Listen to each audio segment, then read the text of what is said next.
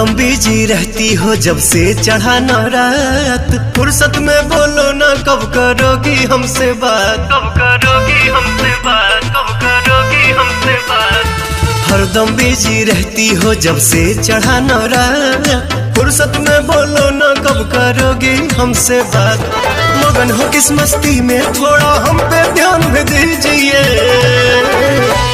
बलम जी 9 दिन नवरात्र में डिस्टर्ब न कीजिए। बलम जी 9 दिन नवरात्र में डिस्टर्ब न कीजिए।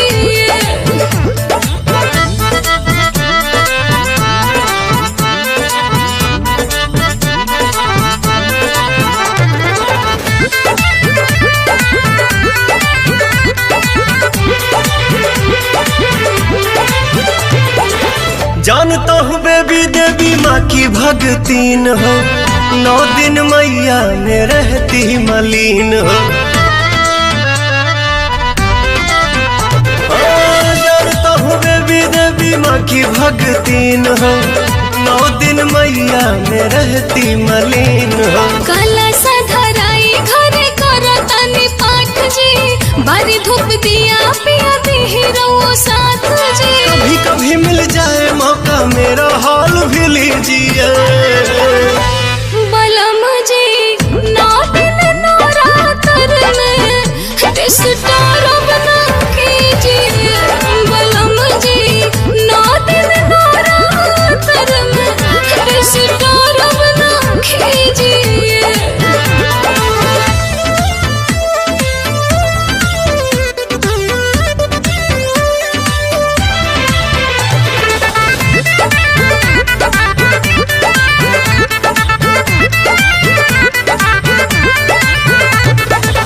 पूजा पाठ गाना हमको आता नियम है।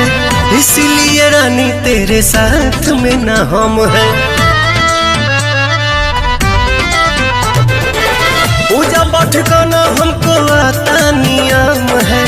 इसीलिए रानी तेरे साथ में ना हम है। काहे नादान पिया बनिल पवन जी।